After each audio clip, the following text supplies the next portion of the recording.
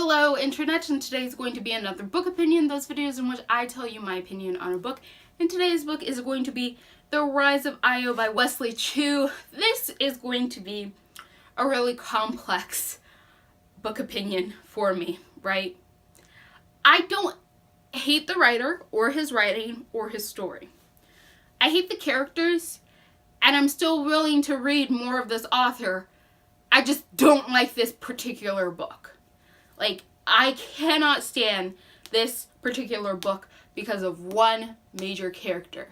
So, first, this author has also written another trilogy called The Lives of Io that has the same sort of world that I'm about to explain. So I would highly suggest go over there and read that, because I was introduced to the characters that are the main characters in that trilogy, really liked their relationships with each other, so I would much rather have first been introduced through that trilogy. And I'm really wanting to buy that trilogy to make sure, like, this really still is a good concept, because I'm like, I know in my head it's a good concept and that this author is doing it well. I just don't like the main character in this book. So the concept that I'm raving about but not explaining is that there is this world where an alien species had crash landed on the Earth when it first came into its beginning. They are like little glowy soul things, right?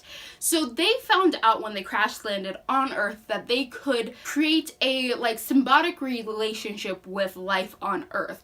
So they can enter into a human and then they share a consciousness with the human. Like, they don't take over their body.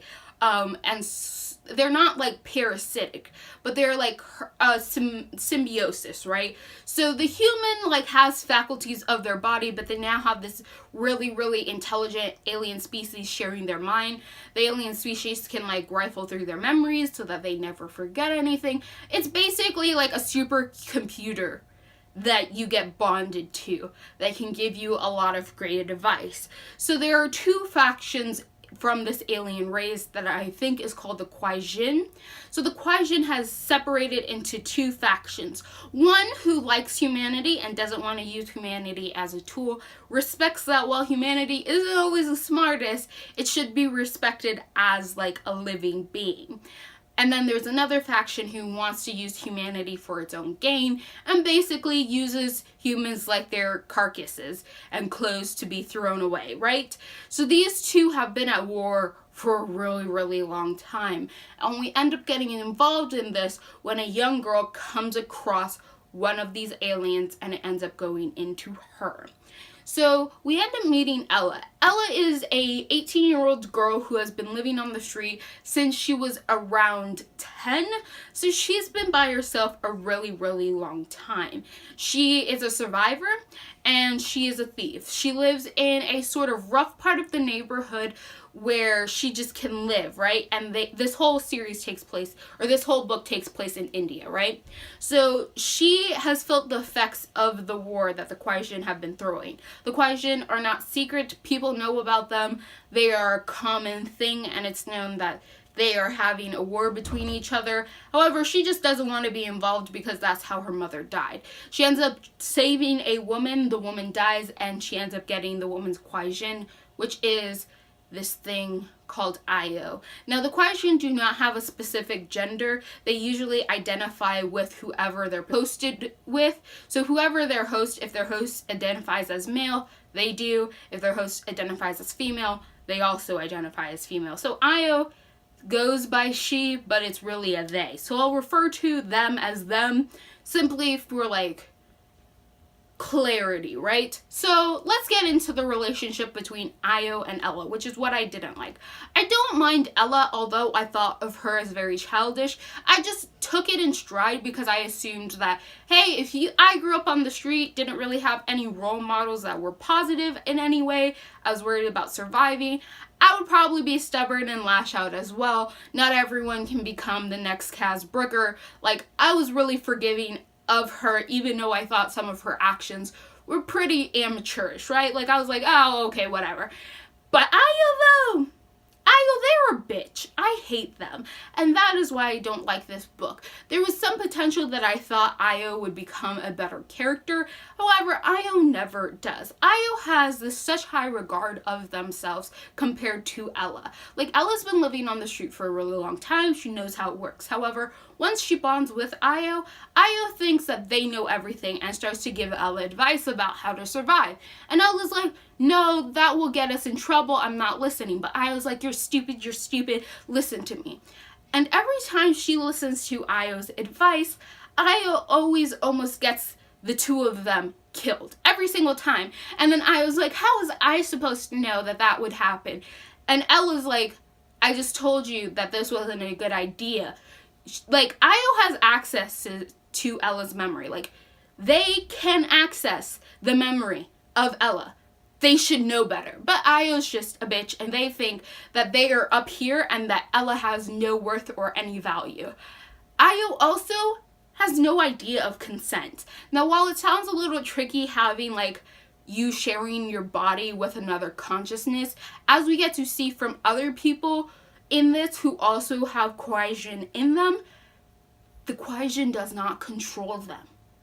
They are like advice givers. They're like a supercomputer. They are Jarvis, right?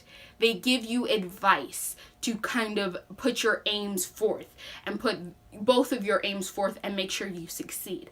But they do not actively try to control your body and just do whatever they want, even if it's against your will. They have a little bit of faculty over your body, but not much, and most Kwai-Jin are, like, honorable enough not to go forth with that. Even the bad guy Kwai-Jin don't do that sort of shit, which, like, just gets on me on Io, which, like, breaks every consent rule. Like, she just does things Ella does not approve of, does not like, and does them anyway, because they have no care. Io does not care about any of them, does not care about these humans, and breaks Ella's consent all the time. Just tramples all over it and does whatever they want.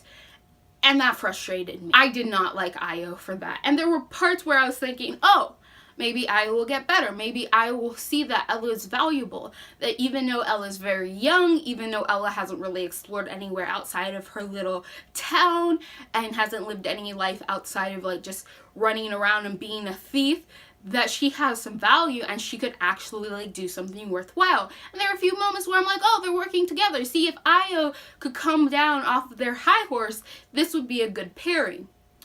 But Io does it and just breaks every consent. Like, Ella would be like, please, don't use my body without me knowing. Io does it anyway. Ella's like, please, don't control me. Like, Io will do it anyway. And then Ella catches on and realizes Io is using her. And Ella has no way of escaping this. Like, once you're bonded, you don't get to be free of the Kwai-Jin until you die. And then the Kwai-Jin just gets a new body. And so, like, that was my biggest problem, especially since, like, the bad guys were so good. The other character that comes in, which is Tayo and Cam, they are the ones who are the main characters of that previous trilogy I mentioned before. Their relationship was really, really great. I liked how Cam and Tayo worked together. And Cam mentioned his issues that he had when he was younger with, like, being bonded to Tayo. But it was really difficult for him. Now, another thing I'm going to mention is I wasn't quite sure why I was so stressed that Kwai-Jin could not, like, unbond with the human they're bonded to unless the human is dead, because it was kind of hinted at with Cam's story that Tayo used to bond with his father. However, his father's still alive and Tayo is now with Cam. So I'm hoping that, like, by some chance Ella can be free of Io, but like, it's not told in this book whether or not that would be possible for her. I just hope that, because Ella deserves a better person in her life than Io, because Io is this raging, massive bitch. Io is horrible to everyone around them. They destroy so many lives. They have no care to sanctity of life, like, none at all, and they use people. And yes, I understand it's kind of explained towards the end why they were so set on the path that they were, but I don't care. What they did was unforgivable. I understand why, but there were so many better ways to go around their plan than just killing everyone who came close to them, because that's basically what Io did. So I don't like this book because I don't like Io. Just know Io doesn't give two shits about anyone's consent, least alone Ella. While Ella might be a little irritating, I was willing to forgive her flaws, but I will not forgive Io and their careless lack of regard for Ella's personal feelings. In no way do I think Wesley Chu is like supporting Io or saying Io's okay. So like, I don't dislike the book for that. I just dislike that Io is even a character in this book that I had to sit through, that their name ends up on the cover of this book, because they don't deserve anything. They don't deserve it at all. They haven't earned it. They need to learn a little bit more. And like, this book just really taught me, like, you can be a cajillion years old, but if you haven't fully experiences life, then you are a child. Because Io is old. Like, they are a cajillion years old. Like, they are one of the oldest Kwaijin. However, they know nothing about the world, and they suppose that they do. Just like a teenager with major angst. Like, Io is a teenager with major angst. I don't care how old they are in eras or in eons. They are horrible, and I don't like this book. So I don't suggest you read this book if the idea of, like, humans having a symbiotic relationship with aliens sounds interesting to you. Read the other trilogy, because when I was introduced to Tayo and like how Tayo works with his human, I was like, okay, I can get behind that. That sounds interesting. All the parts outside of Io in this book, spot on. Really like them. Found them entertaining. But Io just drags down this whole book, which means this book is the drag of Io, because they ruin everything, and I cannot stand them. I cannot say this enough. I cannot stand Io in the least. So I'm just gonna leave it there. I'm gonna leave it there. So if you like what you're seeing here and you want to continue to see more, click all those bunnies down below, and goodbye, Internet.